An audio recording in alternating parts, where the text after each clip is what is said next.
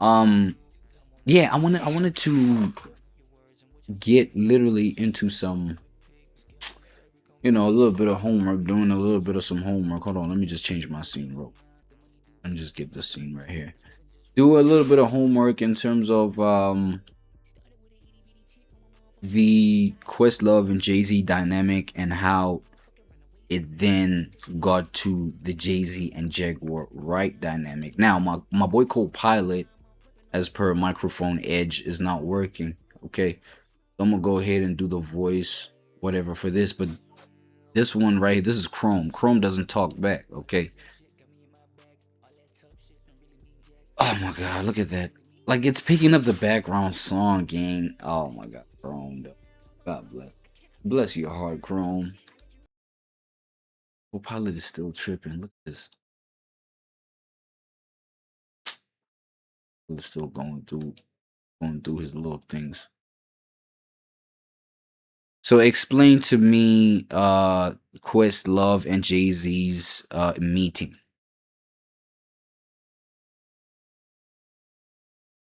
Should I do AI mode? Does AI talk back? The initial meeting and subsequent friendship between Questlove and Jay-Z is a famous hip-hop story that highlights how a mutual friend and a classic cartoon what broke the ice between an underground what the hell mutual friend and a classic, am I reading this right? Between a mutual friend and a classic cartoon, what broke the ice between an underground backpacker and commercial giant? Commercial giant is Jay-Z, underground backpacker Amir, aka Questlove.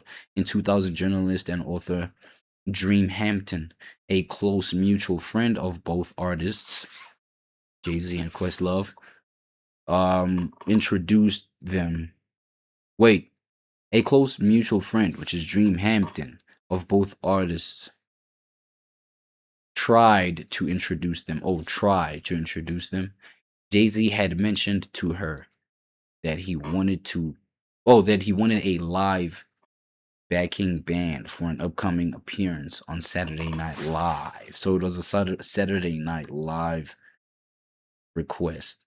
Well, he was performing at Saturday Night Live. Jay-Z was performing at Saturday Night Live, and he was it was a need of a backing band, but scheduling conflicts prevented it from happening. Okay. A year later, when Jay-Z dropped his landmark album, The Blueprint, 2001, Dream Hampton tried again to introduce the two. At the time, Questlove was a staunch purist of the underground backpacker rap scene. He secretly loved the album, but was deeply worried that siding with a commercial rapper like Jay-Z would tarnish his indie credibility and reputation. Hampton, which is the friend that introduced both to one another, that introduced Quest to Jay-Z, pushed Questlove past his hesitation and conveyed his positive feedback to Jay-Z. Jay-Z was honored, famously telling her that respect from an artist like Questlove was worth more than any commercial acclaim. Jay-Z invited Questlove to join him at an intimate performance for his Blueprint Lounge tour at the Electric Factory in Philadelphia. He asked for Questlove's phone number, but Questlove was still too intimidated and Okay, cool. So it's that whole little thing. Okay, cool. So we have Hampton, right? This Hampton character, right? Dream Hampton. Dream Hampton. Let's see Dream Hampton right quick on IG. Fuck, gotta sign up. Come on, man. Man, you don't have to continue as nothing. Let me see some shit. Wait, so it's not gonna take me to Dream Hampton's thing just because I ain't signed in? Man, I ain't trying. Oh my god, bro. I ain't trying to sign in front of all y'all. Okay, wait, but let me. Nah, but fuck it. So yeah, we have that whole little thing, right? Dream Hampton introduced the two. At first, Questlove was too nervous, blah blah blah, to meet Jay-Z, da da da. And then they try again for Jay-Z's tour for the Blueprint album, right? Quest messed with the album, but he didn't want to associate with Jay-Z publicly because he was still an underground cat, right? Underground cat, they don't associate with like the mainstream guys. I don't know, they had their reasons. It's a hip hop thing. But then Jay-Z actually, respects the guy, it turns out, right? And so there you go, Dream Hampton. That collaboration brought us the Questlove and Jay-Z collaboration. And the Questlove and Jay-Z collaboration brought us JAQUAR WRIGHT and Jay-Z collaboration. You understand what I'm saying? This is from Jay-Z's mouth himself. Now, hopping into these X-Files, right? Hopping into these X-Files. I'm going to change the scene right now so that y'all can see everything with me. Let me just get to it, though. What is this? Elon Musk? What the hell is Elon Musk on? Anyway, the X-Files, right? Okay, opening it up with JAQUAR WRIGHT joint. Wait, I made a scene for the. Okay, this scene right here. But my face is not on it, right? So y'all not gonna see my face. I'll see how that looks post-production wise. Why the fuck did I come back to YouTube? Get on X-Men. I'll see how this looks like post-production wise, and then we'll see if I'll continue viewing it like this without my face, or I'll just continue with my face. Her face is looking wild. What is she doing, gang? Fuck, let me hear this.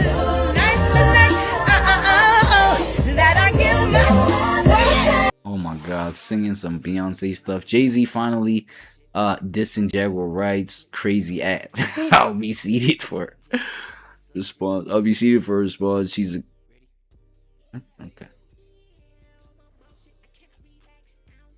JAQUAR WRIGHT react to Jay-Z freestyle yeah. So this was her shot response, right? People are not expecting Hov to come out and even rap. Yeah, give me your take on the overall freestyle. It was so. There you go. A lot of people are saying it's trash. I was at least willing to give it mid. I was looking at all the contradictions though, because there was a lot of hypocrisy in everything that he was saying. Like the simple fact that he started out with going after Tony Busby, that was funny. I thought that was the funniest of all. You want to call a man that like gets hundreds of millions of dollars in his lawsuits and acquisitions an ambulance chaser. He's an ambulance chaser that has more liquid cash than you, because unlike you, he don't need to go out and get a loan.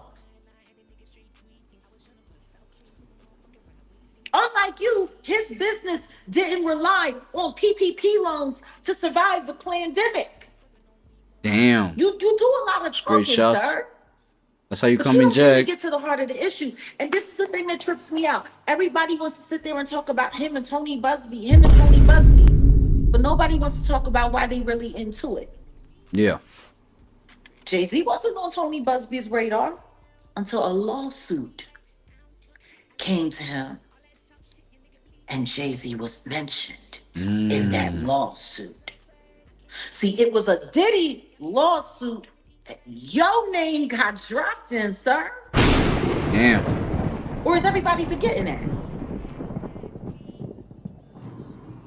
Yeah. The autistic victim.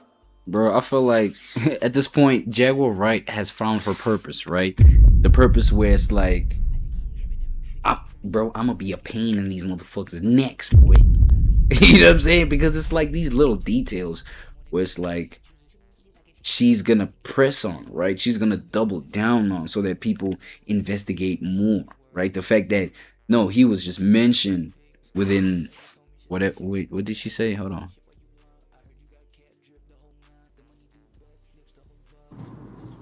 Yeah. The autistic victim, sir. Or is everybody forgetting that? Came to him. And Jay-Z was mentioned in that lawsuit. See, it was a Diddy lawsuit. The Diddy lawsuit. Your name got dropped in, sir. And look, what I'm trying to say is the fact that her connecting that with the Diddy lawsuit. Okay, yes, he was mentioned, but like she's one of the people that's gonna double down on, like, yo, that mention, yo, that, because I mean, Rock Nation is Rock Nation. They may maneuver whatever they can maneuver to try and erase their name from being alleged with XYZ, whatever case, for example, right? Whatever case. In this instance, it was mentioned within the Diddy lawsuit. You know, Rock Nation is powerful enough to get their name cleared off of that shit. But once a Jaguar Wright gets hold of that information, she's not letting it die until it becomes a thing. Especially now that Jay-Z, you know what I'm saying, like, made it official that she's an op, bro, by throwing that shot at that picnic freestyle. Or is everybody forgetting that? Yeah. The autistic victim in Alabama, her case went to a Diddy hotline. There was no Jay-Z hotline. It went to a Diddy hotline. Yeah. And then from there, her testimony was taken, and she said Mr. Carter was also there. That's how you ended up on Tony Busby's radar. Mm. It sounds like who you should really be upset about is your boy Diddy. Ooh. Because Diddy put you there. Talk about Or am I wrong? Talk about it. Yeah, no, wait. We're gonna get to Diddy. But he ain't say nothing about Diddy though. Nah, he ain't even drop no Diddy. He ain't say nothing about Diddy. He ain't like even you drop wanna no sit up there Diddy. and talk about, I can't believe I still fuck with you and you the one that introduced me to her. Yeah. But Diddy's the one that put Tony Busby in your life. Why ain't he get no bars? Matter of fact, you ain't had shit to say about Diddy. At all. They still got some Zero said unfinished something business, bro. About you and Diddy. Nah, with Diddy, I feel like it's some unfinished business. I feel like, cause I don't know. That is a good point. Why you ain't mention no Diddy, but he mentioned her? You know, to me, it just shows that he been done with you. Like you been dead to him. You know what I'm saying? I don't know. You haven't had anything to say about Diddy. You haven't denounced his behavior. You haven't denounced and said that you're appalled by the things that you've seen and witnessed, and you can't believe you did business with that man. You haven't bothered to say that you care about what happened to the victims, or that you stand with the victims, you and your wife, and y'all offer prayers and support in any way possible because you can't believe all the stuff. Like that would have been the right thing to do. Okay. But Yeah, no. He did not. He didn't. Interesting. But those he did talk about, I got to get your take. Dame Dash, you know, blaming him for the teeth fumbling, and he mentioned that. No, I mean, no, not blaming him. Taking. Yeah, nah. That's with everyone else that Jigga has name dropped, right? Y'all can go ahead and, you know, divulge. Is that what they say? Y'all can go ahead and indulge yourself. I think that's, yeah, that one rolls off the tongue better. Y'all can go ahead and indulge yourselves on that one, right? On the other name drops, I mean, I think there was a Nicki Minaj bar on there, bruh. Yes, as it was mentioned right now, there's a Dame Dash bar on there. There's some Drake bars on there. Yo, bunch of people. Who else was on there? There's a bunch of people, bro. But as I said, you know what I'm saying, we're here for this this collab right here. The Questlove, aka Amir, collab with Jay-Z, you know what I'm saying? And how that brought us the Jaguar Wright and Jay-Z collab. So someone said Jaguar Wright is naming names of people who are on the freak off tapes with Diddy. Apparently Toronto's own Drake. Man, what? Bro, what I say about, like, she's just on this expose vibe. Like her purpose, this is her new purpose, bro. I don't know if it's new or if she's been on this kind of trajectory, right? And maybe that is why Hove cut her off. Maybe that is why, you know, Hove worked with her on those few live shows, just needing her as the backup vocalist. And then from there, he was, nah. You know what I'm saying? Because, I mean, her skill, she did have the skill of singing. Why wasn't she one of the first people that Rock Nation considered to sign as one of their first artists? You see what I mean? Probably spotted it long ago. Maybe a character flaw to be like, nah, bro. Even with the degeneracies that we want to accomplish or carry out as hip-hop giants, you know what I'm saying? These people that just want to be hip-hop moguls, people with these big-ass visions for our trajectory within the game. You know what I'm saying? Like, nah, we don't need that. There's a whole lot of degeneracies that need us to be number one in the game, shit like that. And she's about to be a problem. I feel like they saw it from there. I don't know about y'all. You know what I'm saying? Because now it shows. It's mad apparent that she does have this side to her. You know, JAQUAR right there. And she does have this side of like, yo, bro, if it's anything, I don't care if I'm involved in the team and we all going to the top, but if it's some dark shit, I'm gonna expose it. Even if I'm involved within the team. And it's like, dog, I don't think you understand how shit's supposed to go, girl. No. You gotta keep shit silent. You know what I'm saying? She probably don't got that. She probably don't got that side to her where she like, you know, remains quiet. Cause now what you trying to say about Drake? Look what she's saying about Drake right here. Hold on, let me just get to. Right, JAQUAR Wright is naming names of people who are on the Freak Off tapes. Diddy. Apparently, Toronto's own Drake has his own tape. I'm gonna tell you who I believe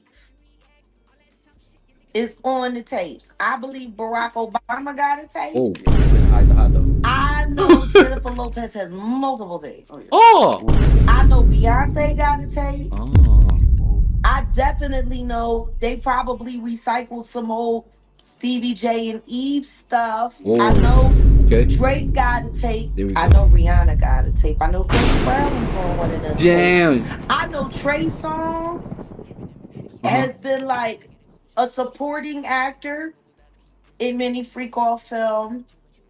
Okay, yeah, I don't think I care. Y'all could go check that out. This, yeah, whatever. Yeah. Damn. You know what I'm saying? Cause she's out here like it's nothing else she's doing besides doing, you know, exposing niggas like this. It's nothing else that she's doing. What's she saying here? JAQUAR Wright has some interesting things to say about Kamala. Even with the political people, you know. Nobody's talking about the fact that old Kamala Harris has ties to the diddler. Talk about it. And his Howard parties, where a lot of AKAs attended. Oh. Say that again. Say that again. Maybe they're all ordering pizza again. Oh no. Oh. Jaggy. She out here, bro. Oh man, she out here, bro. Hold on. But before we continue, man, y'all know there's people that always be joining the show mad late or joining the presentation mad late. We still are on this topic right here, right? The fact that, well, man, hold on, man. Before we get any of that, moment of silence for the incision.